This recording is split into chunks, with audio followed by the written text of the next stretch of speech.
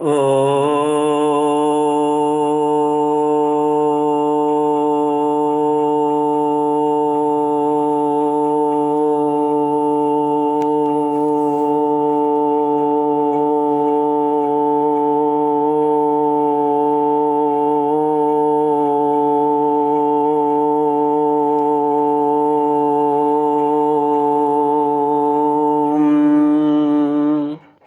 श्री गुरुचरण कमलेभ्यो नमः। श्री गणेशाय नमः। श्री सरस्वत्यै नमः। श्री विष्णवे नमः। श्री कृष्ण गोविंद हरे मुरारे, हे नाथ नारायण वासुदेव।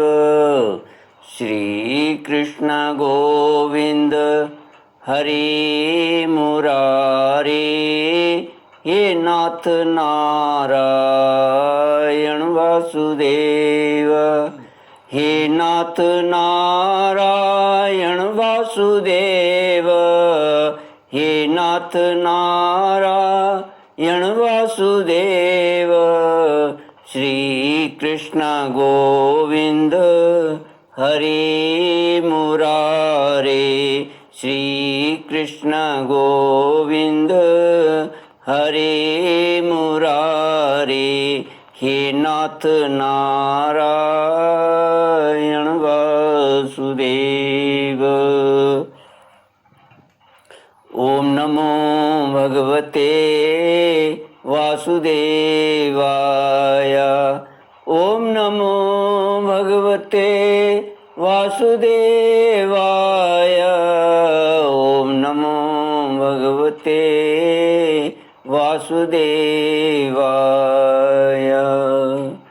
कृष्णाय वासुदेवाय हरये परमात्मने प्रणतक्लेशनाशाय गोविन्दाय नमो नमः। सच्चिदानन्दरूपाय विश्वोत्पत्त्यादिहेतवे तापत्रयविनाशाय श्रीकृष्णाय वयं नमः। श्रीकृष्णाय वयं नमः। सच्चित आनंद स्वरूप परमात्मा जो सृष्टि के उत्पत्ति, पालन और संहार करता है तथा जीवों के आध्यात्मिक, आदि दैविक, आदि भौतिक तापों को नष्ट करने वाले हैं, अर्थात जीवों के मानसिक, शारीरिक और भौतिक दुखों को दूर करने वाले हैं, उन श्री कृष्ण भगवान को हम नमस्कार करते हैं। श्री कृष्ण गोविंद हरे मुरारे, हे नाथ नारायण वासुदेव। श्रीमद् भागवत तृतीय स्कंद अथ त्रयस्त्रिंशोऽध्यायः। मैत्रेय उवाच एवं निशम्य कपिलस्य वचो जनित्री सा कर्दमस्य दयिता किल देवहूति। विस्त्रस्तमोहपटला तमभिप्रणम्य तुष्टाव तत्त्वविषयांकित सिद्धिभूमिम्। श्रीमद् भागवत तीसरा स्कंध 33वां अध्याय। देवहूति को तत्व ज्ञान एवं मोक्ष पद की प्राप्ति। मैत्रेय जी कहते हैं, विदुर जी, श्री कपिल भगवान के ये वचन सुनकर कर्दम जी की प्रिय पत्नी माता देवहूति के मोह का पर्दा फट गया और वे तत्व प्रतिपादक सांख्य शास्त्र के ज्ञान की आधार भूमि भगवान श्री कपिल को प्रणाम करके उनकी स्तुति करने लगी। देवहूति जी ने कहा, कपिल जी, ब्रह्मा जी आपके ही नाभि कमल से प्रकट हुए थे।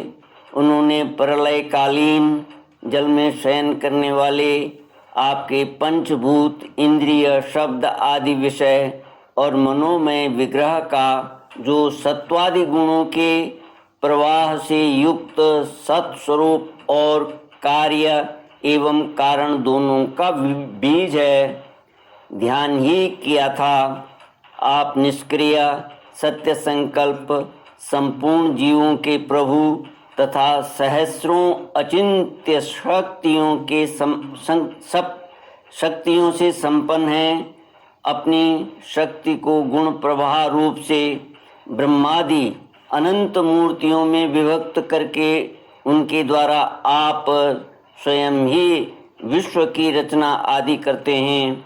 नाथ, यह कैसी विचित्र बात है कि जिनके उदर में प्रलय काल आने पर यह सारा प्रपंच लीन हो जाता है और जो कल्पांत में माया में बालक का रूप धारण कर अपने चरण का अंगूठा चूसते हुए अकेले ही वट वृक्ष के पत्ते पर शयन करते हैं, उन्हीं आपको मैंने गर्भ में धारण किया। विभो, आप पापियों का दमन और अपने आज्ञाकारी भक्तों का अभ्युदय एवं कल्याण करने के लिए स्वेच्छा से देह धारण किया करते हैं। अतः जिस प्रकार आपके वराह आदि अवतार हुए हैं, उसी प्रकार यह कपिलावतार भी मुमुक्षुओं को ज्ञान मार्ग दिखाने के लिए हुआ है।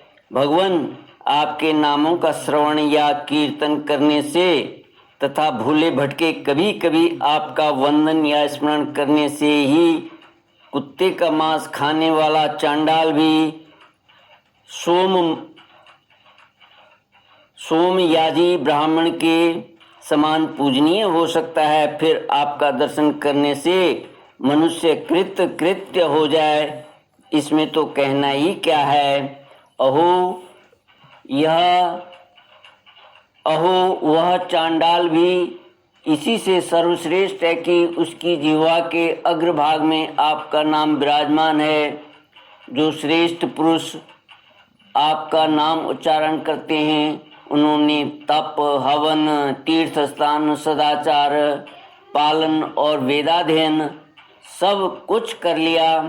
कपिल देव जी, आप साक्षात पर ब्रह्म हैं, आप ही परम पुरुष हैं। वृत्तियों के प्रवाह को अंतर्मुख करके अंतःकरण में आपका ही चिंतन किया जाता है।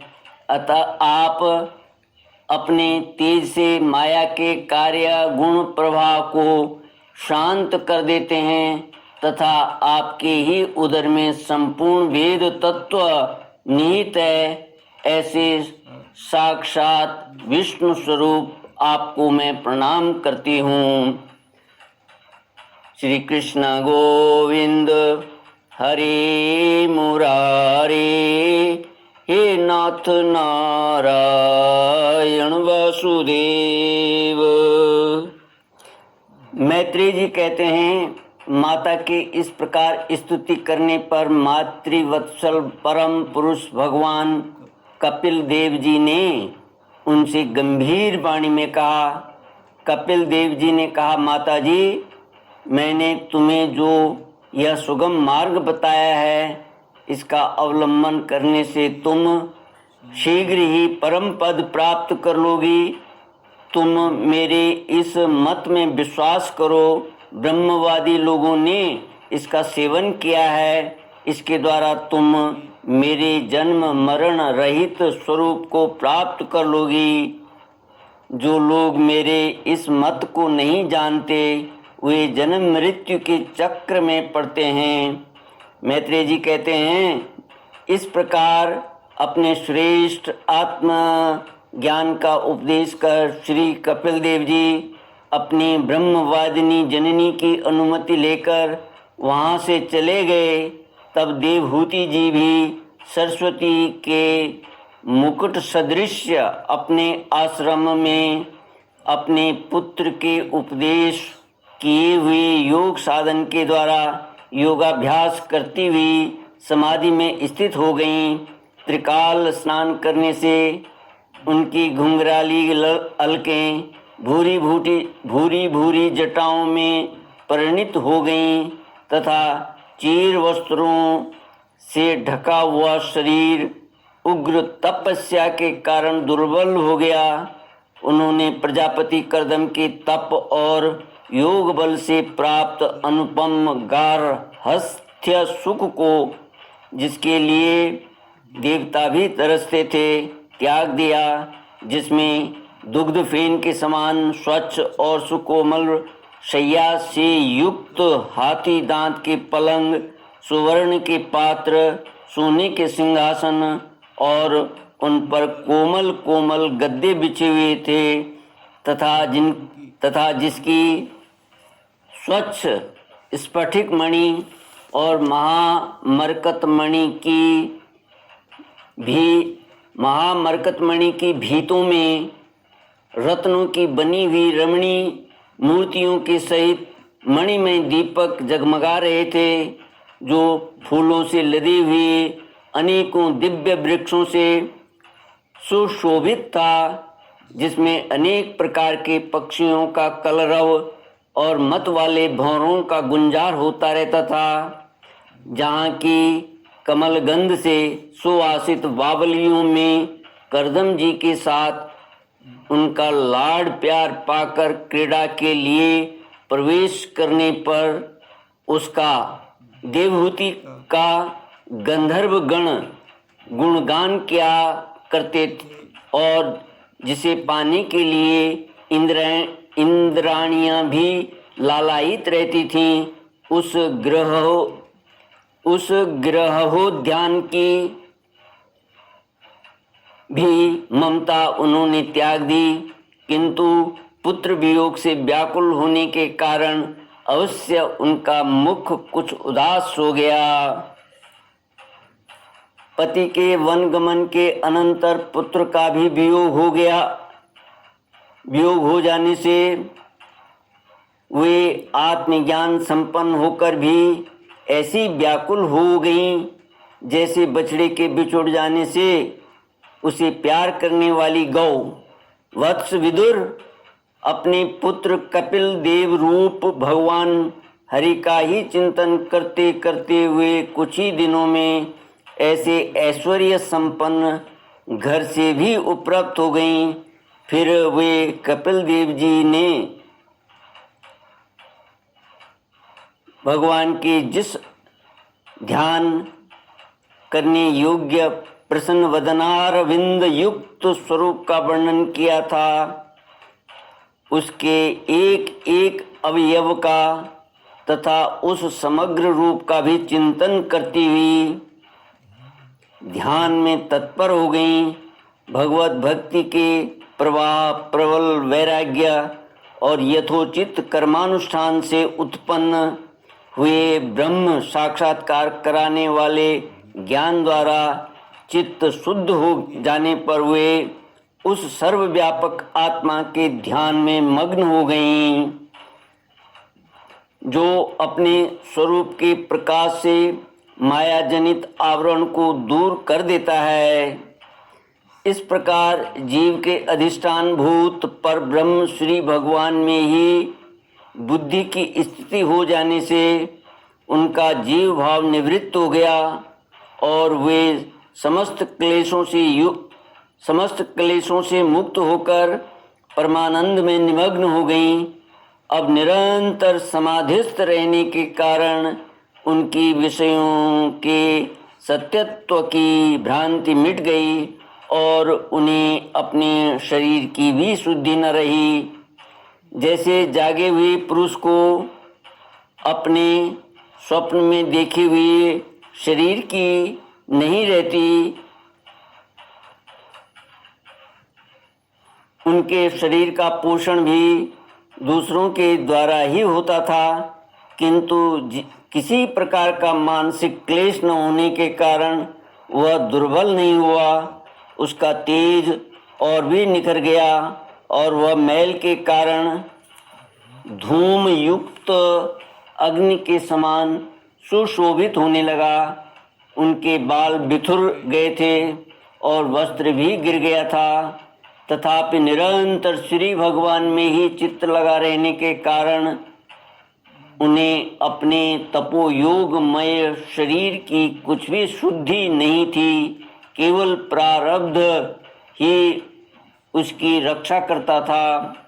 विदुर जी, इस प्रकार देवहूति जी ने कपिल देव जी के बताए हुए मार्ग द्वारा थोड़े ही समय में नित्य मुक्त परमात्म स्वरूप श्री भगवान को प्राप्त कर लिया। वीरवर, जिस स्थान पर उन्हें सिद्धि प्राप्त हुई थी वह परम पवित्र क्षेत्र त्रिलोकी में सिद्ध पद नाम से विख्यात हुआ। साधु स्वभाव विदुर जी, योग साधना के द्वारा उनके शरीर के सारे दैहिक मल दूर हो गए थे। वह एक नदी के रूप में परिणत हो गया, जो सिद्धगण से सेवित और सब प्रकार की सिद्धि देने वाली है। महायोगी भगवान कपिल जी भी माता की आज्ञा ले पिता के आश्रम से ईशान कोण की ओर चले गए।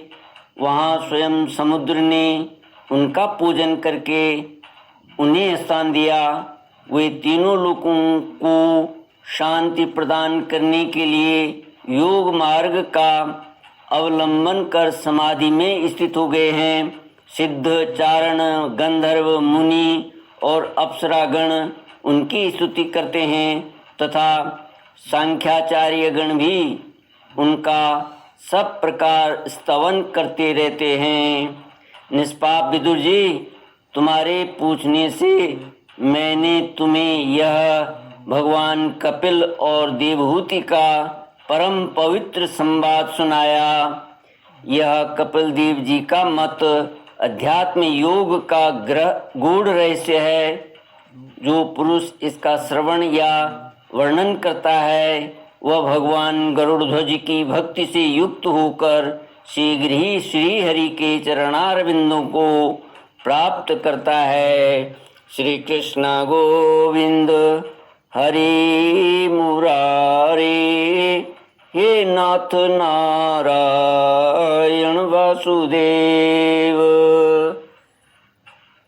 इति श्रीमद्भागवते महापुराणे वैयासिक्याम् अष्टादशसाहस्र्यां पारमहंस्यां संहितायां तृतीयस्कन्धे कापिल्येयोपाख्याने त्रयस्त्रिंशोऽध्यायः।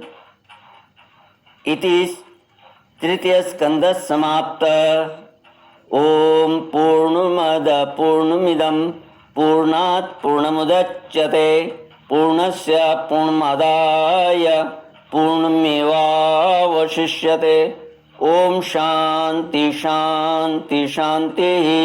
हरि ओम। श्री गुरुभ्यो नमः। हरि ओम।